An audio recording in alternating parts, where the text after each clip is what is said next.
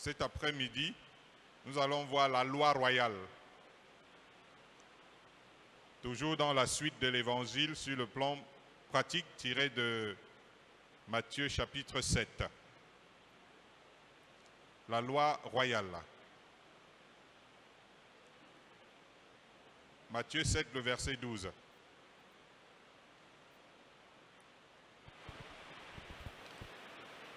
Matthieu chapitre 7, le verset 12. Verset 12, il est écrit: tout ce que les hommes fassent pour vous. Ah, il y a eu une sorte de vide dans le sang. Tout ce que vous voulez que les hommes fassent pour vous, faites-le de même pour eux, car c'est la loi et les prophètes. Amen. Amen. Après avoir vu dans ce que Jésus disait, aussi méchant que vous êtes, vous savez donner de bonnes choses à vos enfants, à combien plus forte raison le Père Céleste donnera-t-il de bonnes choses à ceux qui le lui demandent. Et là, dans la suite, le Seigneur Jésus dit: tout ce que vous voulez que les hommes fassent pour vous, faites-le de même pour eux, car c'est la loi et les prophètes. J'en prends pour exemple Jésus. Jésus qui est venu non pour être servi, mais pour nous servir. En sorte qu'aujourd'hui, nous pouvons le lui rendre aisément, n'est-ce pas? Jean dit que nous l'aimons. Pourquoi? Nous l'aimons parce qu'il nous a aimés le premier. L'apôtre Pierre dira qu'il nous a montré l'exemple, c'est-à-dire Jésus nous a montré l'exemple afin que nous suivions ses traces. Si nous voulons que les gens accomplissent en effectuant des choses pour nous, en tant que tâche, il nous faut premièrement réaliser des choses concrètes pour eux. Gloire à Dieu. Ça, c'est un peu tout dit comme ça. Nous devons apprendre à faire des gestes en premier pour en recevoir en retour. Si on doit s'en tenir à ce que Jésus est en train de dire. La manière que nous nous adressons aux gens doit revenir en retour. C'est-à-dire, on peut prendre plusieurs exemples comme ça. Si nous voulons que les gens se comportent bien envers nous, montrons-leur le chemin, afin qu'ils nous emboîtent le pas. C'est-à-dire, c'est à nous de provoquer donc la réaction des gens envers nous par nos propres agissements envers eux. Si on doit prendre Jésus à la lettre, Jésus aurait bien pu dire aussi que ce que nous ne voulons pas que les gens fassent contre nous, ne le faisons pas contre eux.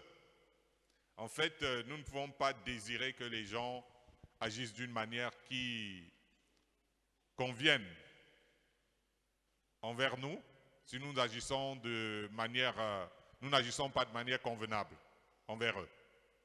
Donc ici simplement d'une manière littérale, en train d'expliquer ce que Jésus dit avant que nous entrions dans les détails. On pourra dire dans cette introduction que si nous ne sommes pas serviables, pourquoi voulons-nous qu'on nous serve? Si nous ne sommes pas disposés à intervenir pour les autres, pourquoi voulons-nous qu'ils soient solidaires envers nous? Là, j'extrapole juste sur les paroles de Jésus. Si nous ne contribuons pas pour les autres, pourquoi voulons-nous qu'ils nous aident en retour? Si nous parlons mal des autres, pourquoi voulons-nous qu'ils parlent en bien de nous? C'est autant de questionnements qui nous conduisent à ce que les théologiens appellent la règle d'or. Alléluia. Donc voilà comment nous introduisons notre thème du jour sur la loi royale. Lisons Luc 18, verset 9. Nous bénissons le Seigneur pour le bruit de la pluie qui est moindre. C'est quand même mieux de prêcher dans de telles conditions. Luc 18, le verset 9. Luc 18, verset 9.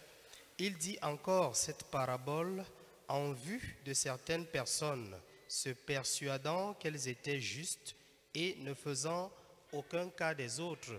Amen. Gloire à Dieu. Si nous lisons ce passage pour aller avec ce que Jésus était en train de dire, parce que Jésus a parlé des autres, voyez-vous, des autres. Nous oublions souvent qu'il y a l'autre. Hein? C'est-à-dire, c'est un peu comme si nous vivons dans un cadre où il n'y a pas l'autre.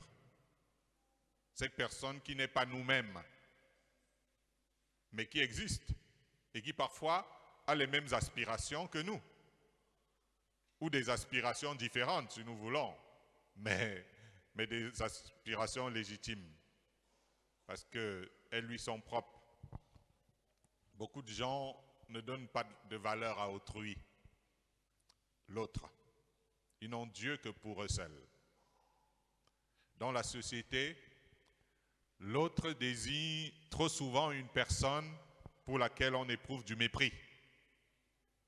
Ou alors l'autre, c'est souvent une personne pour laquelle on éprouve certaines condescendances. Mais que nous le voulions ou non, nous ferons toujours avec les autres. C'est-à-dire ces personnes différentes de nous. Ça veut dire que ces gens méritent d'avoir leur place. Je voudrais qu'on parle de cette façon pour mieux comprendre d'une manière profonde déjà ce que nous disions littéralement sur les paroles de Jésus. Tout ce que vous voulez que les hommes fassent pour vous, faites-le de même pour eux. Il faut d'abord reconnaître l'existence de l'autre, même d'ailleurs. Ça, c'est même d'abord la première des choses. Gloire à Dieu. L'apôtre Paul dit qu'en condamnant les autres, l'on se condamne soi-même. Plus on aura de la considération pour les autres, moins on va se livrer, par exemple, à des critiques. Parce que nous vivons avec trop de critiques dans notre être. Et ces critiques sont la preuve que nous n'avons pas vraiment de la considération vis-à-vis des autres.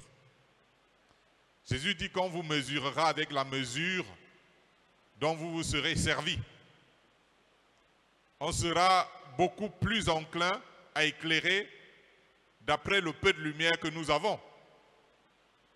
Le mieux étant toujours d'être un modèle en réalité. Parce que lorsque vous allez travailler sur vous-même, beaucoup, vous allez comprendre que vous avez un devoir de modèle. Et à partir de ce moment-là, critiquer les autres, trop voir les défauts des autres, des uns et des autres, ça ne va pas trop vous préoccuper parce que vous avez un dossier important. Ce dossier-là étant vous-même.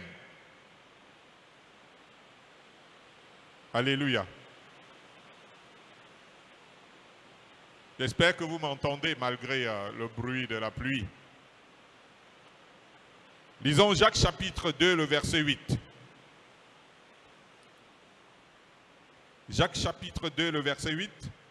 Que le Seigneur nous permette de comprendre quelque chose ce soir, comme à chaque fois que nous nous retrouvons dans la maison de Dieu, afin que notre vie de chrétien puisse franchir des paliers. Parce que nous ne devons pas porter un nom de chrétien, nous devons être chrétiens dans l'âme, dans notre être intérieur et par rapport à notre vie. Jacques chapitre 2, le verset 8. Si vous accomplissez la loi royale selon l'Écriture, tu aimeras ton prochain comme toi-même, vous faites bien. Amen. Amen. Là, on nous parle de la loi royale. Et cette loi royale, c'est tu aimeras ton prochain comme toi-même.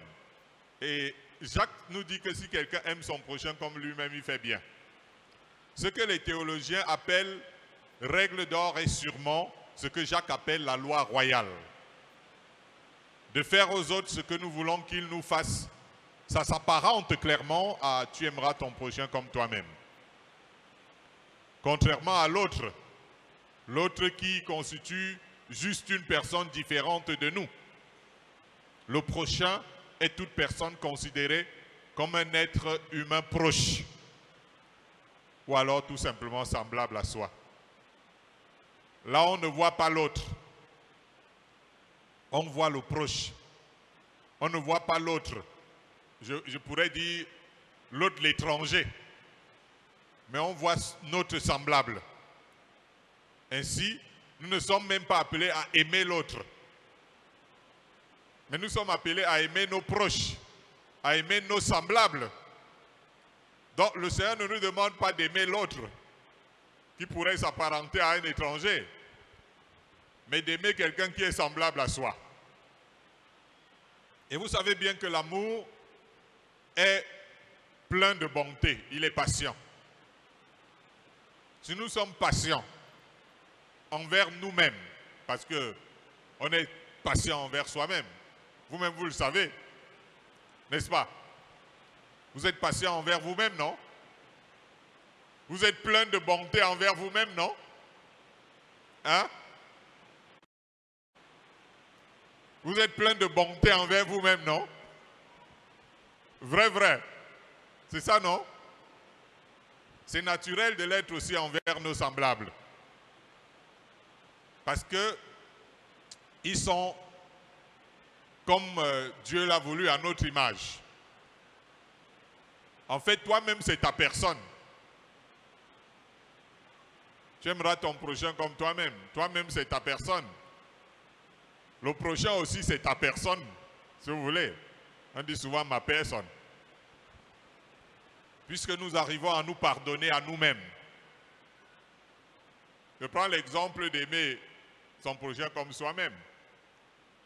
Nous arrivons à nous pardonner à nous-mêmes. Nous arrivons à nous supporter nous-mêmes. Nous arrivons à nous excuser nous-mêmes. Et à croire en nous-mêmes. C'est aussi ce dont le prochain a besoin. Gloire à Dieu. C'est aussi ce dont le prochain a besoin. Jésus l'a exprimé notamment par le secours et l'assistance dans l'épreuve. Je dis bien le secours et l'assistance dans l'épreuve. C'est là que l'amour du prochain trouve tout son domaine. N'est-ce pas? D'où la parabole du Samaritain. Jésus dit que le commandement, tu aimeras ton prochain comme toi-même est semblable au commandement, tu aimeras le Seigneur ton Dieu de tout ton cœur, de toute ton âme, de toute ta force. Gloire à Dieu. Est-ce que quelqu'un m'entend? L'apôtre Paul insiste en disant que toute la loi est exprimée dans cette parole. Tu aimeras ton prochain comme toi-même. L'apôtre Jean l'exprime aussi en ces termes. Il dit que personne n'a jamais vu Dieu. Si nous nous aimons les uns les autres, Dieu demeure en nous et son amour est parfait en nous. Gloire à Jésus. Je suis ainsi en train de vouloir développer ce que Jésus dit plus haut. Ce que vous voulez que les hommes fassent pour vous, faites-le de même pour eux. Alors, lisons Romains 13, le verset 10. Romains 13, le verset 10. Épître de Paul aux Romains, chapitre 13, verset 10. L'amour ne fait point de mal au prochain. L'amour est donc l'accomplissement de la loi. Amen. Amen. Gloire à Dieu. Jésus dit que tout ce que vous voulez, nous voulons que les hommes fassent pour nous, faisons-le de même pour eux. Et je pourrais dire le contraire. Ça veut dire ce que nous ne voulons pas que les hommes fassent contre nous, ne le faisons pas contre eux. Il y aura toujours une différence dans les actes de celui qui aime contrairement aux actes de celui qui n'aime pas. Alléluia. Celui qui n'aime pas fera du mal. Ça c'est une évidence. Celui qui n'aime pas fera du mal. Mais celui qui aime ne fera pas de mal à son prochain. Nous ne pouvons pas dire le contraire de ce que l'apôtre Paul est en train de dire ici. L'amour ne fait pas de mal au prochain. L'amour est dans l'accomplissement de la loi. Ce qui veut dire que celui qui aime, il ne fera pas de mal. Et celui qui n'aime pas fera de mal. Ça doit être aussi clair que ça. Et là, je parle de ne pas mal agir envers son prochain quand on l'aime.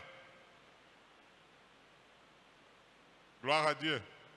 Nous sommes un peu dans une petite école. Parce que la parole de Dieu, c'est quelque chose que nous devons pratiquer. Et pour cela, nous devons aller dans les petits détails. Lorsqu'on ne favorise pas son prochain, on ne prouve pas qu'on l'aime. Quand on aime, on ne cherche pas à causer du tort. En tout cas, on ne peut pas chercher à causer une souffrance, je dirais morale, hein, ou physique à une personne qu'on aime. Tu ne vas pas dire je vais lui causer une souffrance qui va lui faire mal moralement ou physiquement.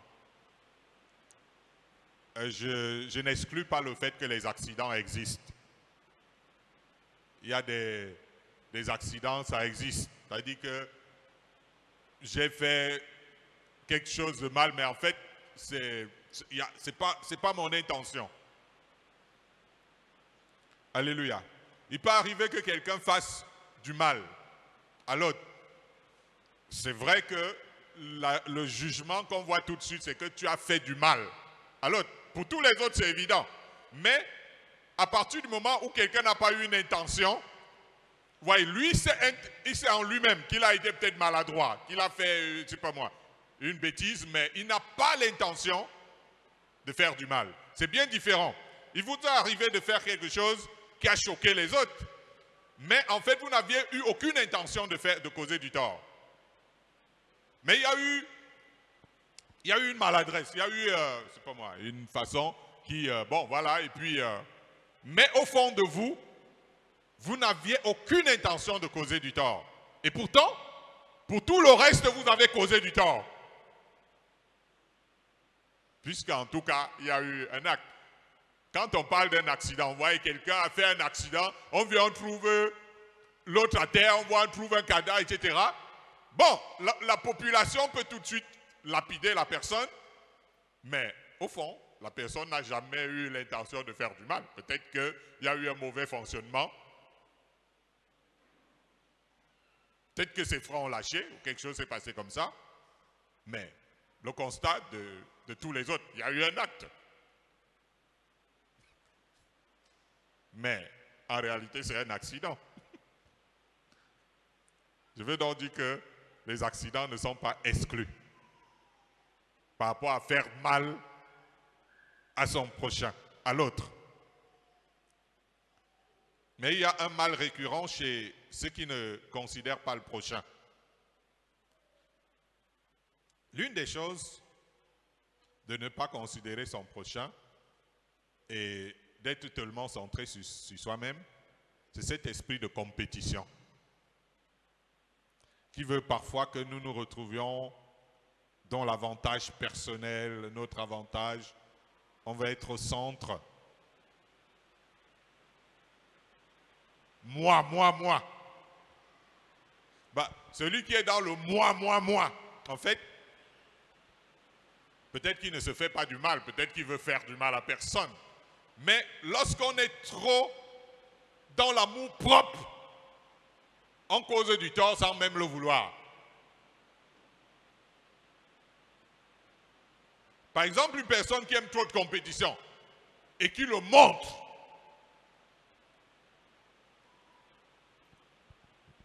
Par exemple, je peux prendre un exemple. Vous pouvez être en classe. Quelqu'un a envie toujours de montrer que c'est lui le premier. Ce n'est pas qu'il est premier, mais en fait, il est en train de parler et de montrer, de démontrer aux autres. Là, tout de suite, vous voyez que si cette personne est première, sans vouloir dire que je serai le premier, ça va de soi, ça devient normal, naturel. Ce n'est pas un esprit de compétition. Mais je vais vous montrer que je suis le premier.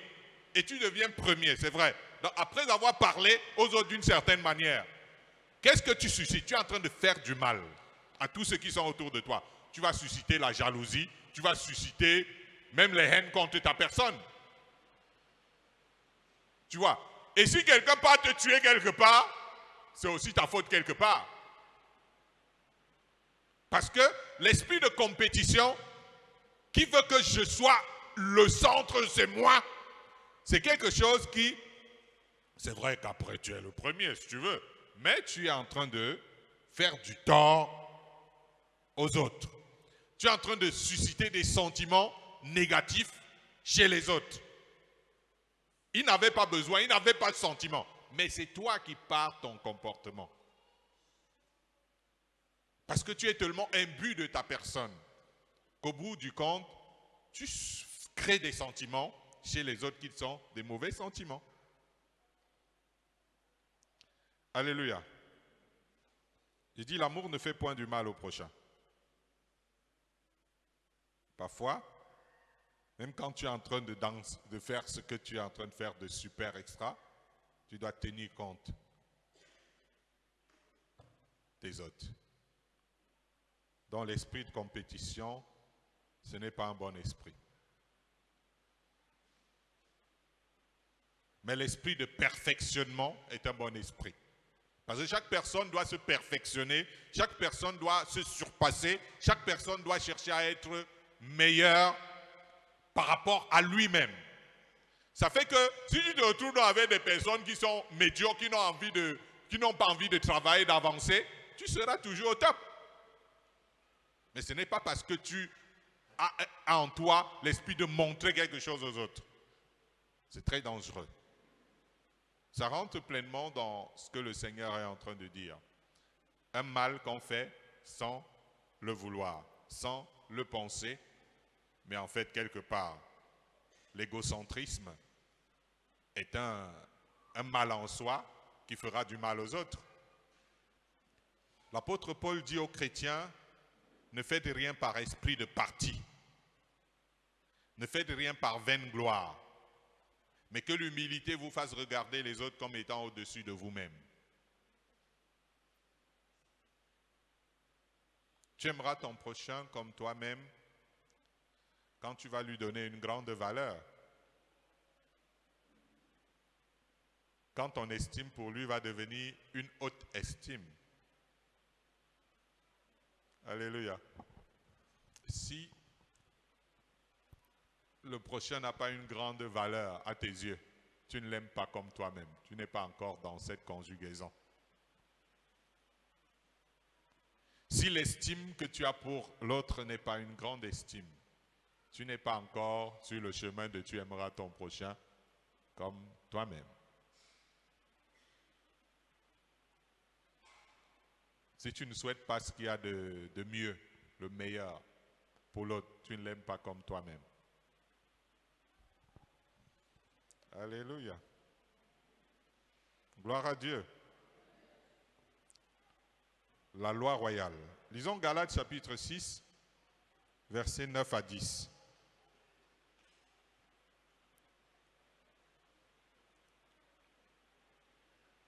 Galates 6, 9 à 10. Galates 6, 9 à 10. Ne nous lassons pas de faire le bien, car nous moissonnerons au temps convenable si nous ne nous relâchons pas. Ainsi donc, pendant que nous en avons l'occasion, pratiquons le bien envers tous et surtout envers les frères en la foi. Amen. Amen. Vous savez, c'est très important d'arriver à faire des choses chrétiennement, non par suivisme, mais parce qu'on comprend qu'il faut faire ça comme ça. L'amour qui ne fait point de mal au prochain, mais plutôt du bien au prochain, cet amour-là ne doit pas s'éteindre. C'est ça le grand danger. Le grand danger de l'amour que nous portons vis-à-vis des autres, c'est que cet amour-là s'éteigne. Jésus a déploré le fait que dans les derniers jours, la charité et l'amour du plus grand nombre vont diminuer. Ça veut dire qu'il y a des gens qui peuvent partir sur la base de beaucoup d'amour dans le cœur, dans leur cœur, et puis en fin de compte,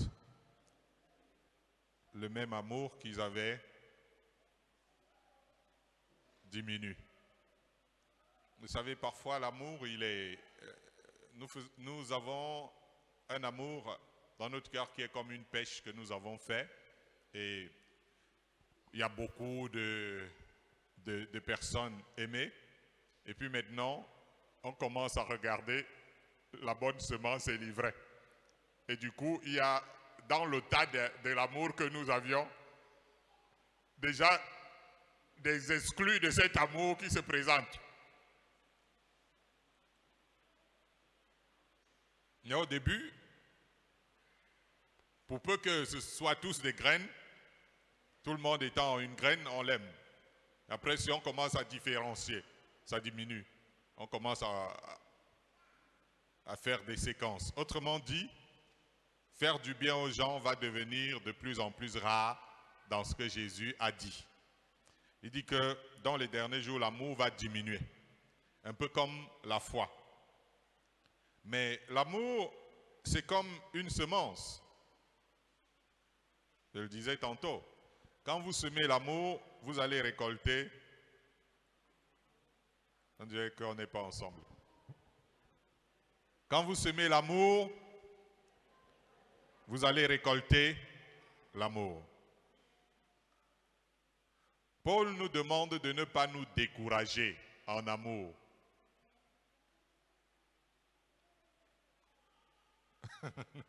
Parce que, pourquoi est-ce que l'apôtre Paul va dire qu'on ne doit pas se décourager?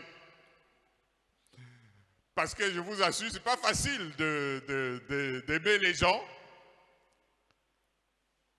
et de continuer de les aimer parce qu'ils vont tout faire pour qu'on ne les aime plus. C'est pour ça que, en fait, l'apôtre Paul est en train de dire que nous ne devons pas nous décourager en matière d'amour. L'amour est plein de bonté. Ça veut dire qu'il fait du bien. Mais l'amour rencontrera toujours des obstacles. Alléluia. J'ai dit que l'amour va toujours rencontrer des obstacles. Si tu aimes quelqu'un, il y a des choses qui vont se faire pour que ce soit obstacle et que tu n'aimes plus la personne. Parce que le cœur de l'homme est mauvais. Et la personne que tu aimes n'est pas forte. Tu peux te rendre compte que cette personne a un mauvais cœur. Comment tu vas faire? Ça fait déjà un obstacle. Ça fait un obstacle par rapport à l'ordonnance d'aimer. L'amour doit surmonter les obstacles. Dans l'amour, lui, il ne doit pas rencontrer l'obstacle. Dès qu'il a rencontré l'obstacle, ça va. Ça va. Donc c'était bien tant qu'il n'y avait pas l'obstacle. Mais dès que l'obstacle arrive, ok. Mais l'amour doit surmonter ces obstacles. Tant que nous avons le souffle de vie, nous avons l'occasion de faire le bien. Un enfant de lumière ne doit pas produire des ténèbres. Paul dit que nous devons pratiquer le bien envers tous et surtout envers les frères en la foi. Ce qui veut dire, quand les enfants de Dieu, on doit trouver plus d'amour, plus de bien, plus de bonté que dans le reste du monde. Alléluia. Nous devons déverser tout l'amour qu'il y a en nous sur les enfants de Dieu, pour les encourager davantage sur le chemin de la vie éternelle qu'ils ont emprunté. Déjà, la plus belle chose que nous devons faire les uns envers les autres dans la maison de Dieu, c'est de nous rendre serviteurs les uns des autres. Alléluia. C'est pas l'élévation, c'est pas le franchissement d'un palier par rapport au service.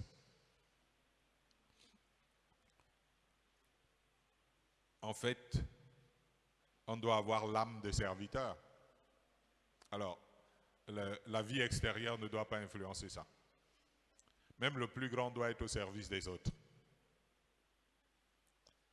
Alors, pour vous, ne vous lassez pas, vous n'allez pas vous lasser de faire du bien. Si vous avez envie de servir, le service continuera de faire de vous quelqu'un qui fait du bien. Je ne vois pas quel meilleur canot il y a à faire du bien si ce n'est de servir les autres, de leur rendre service.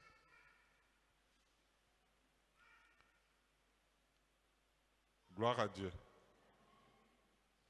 Lisons Éphésiens chapitre 5, le verset 28 à 29. Je ne sors pas de mon thème. La loi royale. Ce que vous voulez que les hommes fassent pour vous, faites-le de même pour eux. Je voudrais simplement que nous puissions toucher plusieurs aspects dans ce domaine. Que notre entendement soit plus clair. La parole de Dieu, quand elle est dite, elle peut ne pas rencontrer en nous déjà la disposition. Mais elle peut créer en nous la disposition. Alors, lisons Éphésiens chapitre 5, versets 28 à 29. C'est ainsi que les maris doivent aimer leurs femmes comme leur propre corps. Celui qui aime sa femme s'aime lui-même, car jamais personne n'a haï sa propre chair, mais il la nourrit et en prend soin, comme Christ le fait pour l'Église. Amen. Amen. Je prends l'exemple du mariage ici, pas pour nous parler du mariage. Non, c'est pas ça. Mais quand on parle de mariage, on parle de deux personnes qui habitent ensemble. Donc c'est la cohabitation qui doit être soulignée ici davantage. Parce que lorsque nous nous rencontrons, il y a des personnes avec qui on habite dans le tas et d'autres avec qui on n'habite pas. L'entraînement à l'amour envers ceux de l'Église commence dans notre lieu d'habitation, envers les gens avec qui nous vivons au quotidien. Alléluia. Je dis bien, c'est envers les gens avec qui on vit au quotidien. Paul dit que si quelqu'un ne sait pas prendre soin des siens, entendu ceux de sa propre maison, ça veut dire les gens avec qui il cohabite, comment peut-il prendre soin de l'Église de Dieu? L'amour du prochain commence donc avec les gens avec qui on habite, donc à la maison. Tout le monde n'est pas marié, mais vous vivez avec des gens. Vous avez cohabité, souvent. Ça peut être entre le mari et sa femme, ça peut être entre les parents et leurs enfants, ça peut être entre les frères et les sœurs, pourquoi pas entre les colocataires. Si vous n'êtes pas habitué à cela, là où vous demeurez, pour que ce soit permanent au quotidien, cette démonstration extérieure sera de la comédie. C'est ce que l'apôtre Paul est en train de vouloir nous enseigner donc. Alléluia. Si ce n'est pas envers au quotidien avec les gens, la permanence du quotidien, quand ça devient quelque chose qui se manifeste à l'extérieur, ce sera de la comédie. Parce que comment une personne qui ne sait pas vivre avec des personnes avec qui il vit au quotidien dans la même maison, est-il un extraordinaire personnage à l'extérieur pour les autres? C'est vrai qu'on peut revenir dans le cadre de ce que l'apôtre Paul dit ici. Dieu qui dit qu'ils seront une seule chair a voulu que l'amour existe entre l'homme, ça dit cet amour qui existe entre l'homme et la femme, soit semblable à l'amour qui doit exister entre Christ et son Église.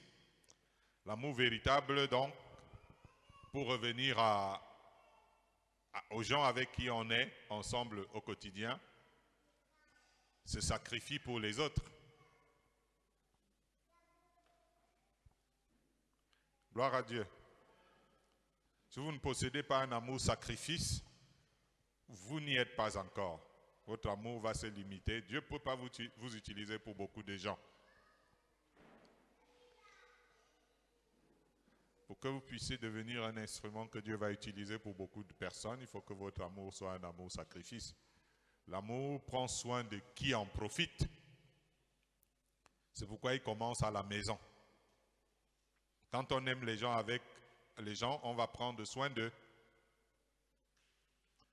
Pas seulement physiquement, hein, mais aussi spirituellement et moralement. Ça veut dire qu'on ne s'en fout pas. Le terme camerounais, je m'en fous. On ne s'en fout pas des gens qu'on aime. On dit, je m'en fous, ça ne peut pas exister. On ne néglige pas les gens qu'on aime. On ne les laisse pas. C'est pourquoi l'une des armes de l'amour, c'est l'intercession.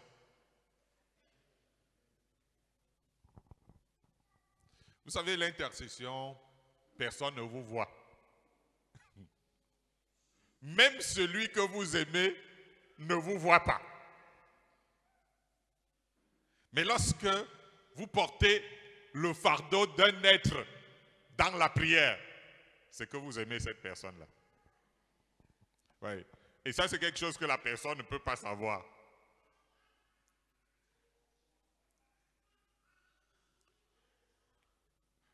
C'est vous et Dieu qui savez lorsque vous portez un fardeau pour quelqu'un, ou pour les personnes, ou pour les gens. Celui qui aime à l'image de Jésus priera pour les gens qu'il aime, même s'il n'est pas physiquement avec eux. Il n'y a pas de place pour l'égocentrisme dans les pensées de quelqu'un qui a l'amour dans son cœur. Alléluia. Lisons un dernier passage dans la Bible. On dit souvent chez nous que trop de conseils ont tué l'âne.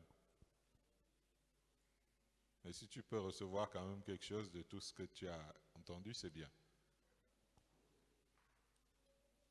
Luc 6, 33 à 35.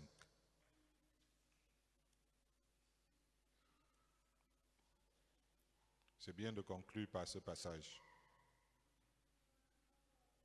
Parce qu'il y a quand même toujours une nuance quelque part.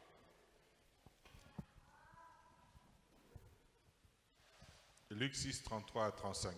Le Seigneur Jésus dit, « Si vous faites du bien à ceux qui vous font du bien, quel gré vous en saura-t-on? Les pécheurs aussi agissent de même. Et si vous prêtez à ceux de qui vous espérez recevoir, quel gré vous en saura-t-on? Les pécheurs aussi prêtent aux pécheurs afin de recevoir l'appareil. Mais aimez vos ennemis, faites du bien et prêtez sans rien espérer. Et votre récompense sera grande, et vous serez fils du Très-Haut, car il est bon pour les ingrats et pour les méchants. Soyez donc miséricordieux comme... Amen. Amen. Non, ça c'est formidable. Je n'ai pas souvent fait attention à cette parole parce qu'on a souvent lu Matthieu. Soyez donc parfaits comme votre Père Céleste est parfait. Alors donc, et là où Dieu fait pleuvoir sur les justes et les injustes, les bons et les méchants. Mais c'est pendant qu'on est en train de lire que je remarque, je vous le dis devant Dieu, que je remarque, c'est ce soir que je remarque, que Jésus dit, car Dieu est bon pour les ingrats et les méchants. Et ça c'est très fort, parce que j'ai souvent lu ce passage, mais je n'ai pas fait attention, même quand je faisais le message, je n'ai pas fait attention. Je n'ai pas fait attention à ce détail. Que Dieu est bon pour les ingrats et les méchants. Vous savez, le Seigneur Jésus avait raison de dire que dans les derniers jours, l'amour va diminuer dans le cœur même des justes. Parce que nous sommes dans un temps où les gens sont ingrats et méchants. Alors, avant de nous demander de faire aux gens ce que nous voulons qu'ils nous fassent, Jésus a voulu souligner cet aspect de la chose. Par rapport au bien, Jésus n'a pas organisé le Ndjangi. Jésus a parlé à quelqu'un. Par rapport au bien, Jésus n'a pas organisé le Ndjangi. Jésus n'a pas créé une cotisation de l'amour. Ça veut dire qu'on cotise pour toi, après demain on cotise pour nous, après on cotise pour l'autre. Jamais. Donc, faire du bien ou donner de l'amour, ce n'est pas le ndjangi. On ne donne pas l'amour sous réserve d'en recevoir en retour. C'est pourquoi Jean dit que celui qui aime a connu Dieu et celui qui n'aime pas n'a pas connu Dieu. L'amour, c'est donc la vie dans une autre dimension. En fait, c'est la vie dans une autre dimension. C'est-à-dire que tu es en train de vivre, mais toi, tu vis dans une autre dimension qui n'est pas naturelle, qui n'est pas normale, En fait, celui qui a l'amour de Dieu, il vit d'une manière du jamais vu. Ça ne se fait pas, mais lui fait comme ça. Parce que ce genre d'amour, c'est le fruit de l'esprit. C'est-à-dire que c'est le travail que le Saint-Esprit a fait en toi. Je ne sais pas si vous comprenez ce que je suis en train de dire. C'est le travail que Dieu, dans ta marche avec Dieu, il a fait ça en toi. Le fruit de... Si nous restons spirituels, nous allons toujours aimer.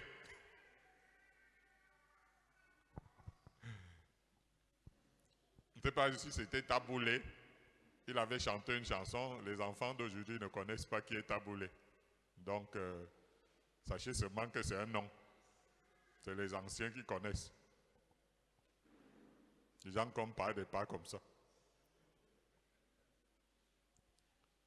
Il avait dit qu'en amour, il n'y a pas de calcul.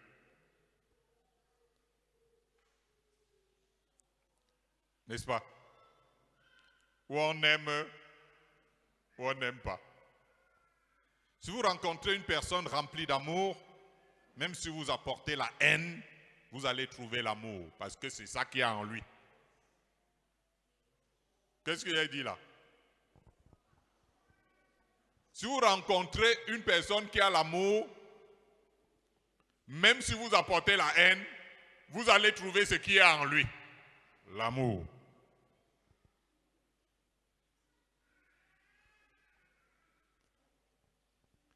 Je voudrais donc dire à partir de ce que Jésus dit ici, dans Luc, tout le passage que nous avons lu, du bien à ceux qui vous font du bien, gré sera ton, pécheurs aussi font les mêmes, etc. Pour dire que l'amour, ce n'est pas une stratégie. L'amour, ce n'est pas une stratégie. L'amour, c'est un état d'esprit. C'est-à-dire, c'est comme ça que tu es. Ce n'est pas une stratégie que tu essayes de mettre en place.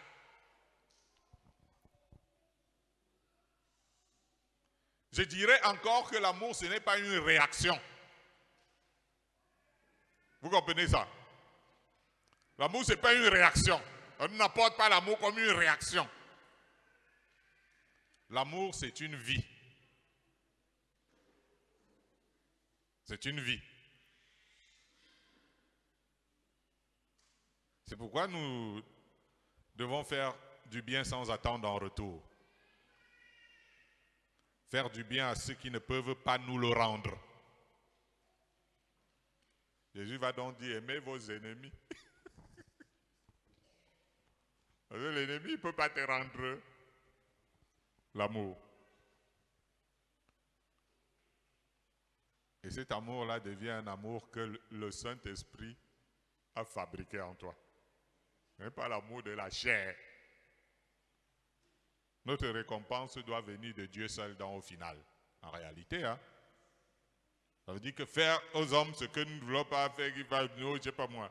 Ne nous attendons pas que tu fais du bien, ils vont te rendre du bien. Là, ce n'est pas de cette conjugaison-là qu'il faut avoir sur ça. La Bible dit que Dieu est amour. Nous, les enfants de Dieu, nous devons être tout amour. Paul, dans le livre des Actes des Apôtres, a rappelé les paroles du Seigneur. Il dit que le Seigneur a dit lui-même, il y a plus de bonheur à donner qu'à recevoir. Parce que si vous faites aux gens ce que vous voulez que les gens fassent pour vous et qu'il n'y a pas le retour, vous risquez de cesser de faire. Et là, du coup, la flamme qui était là s'éteint.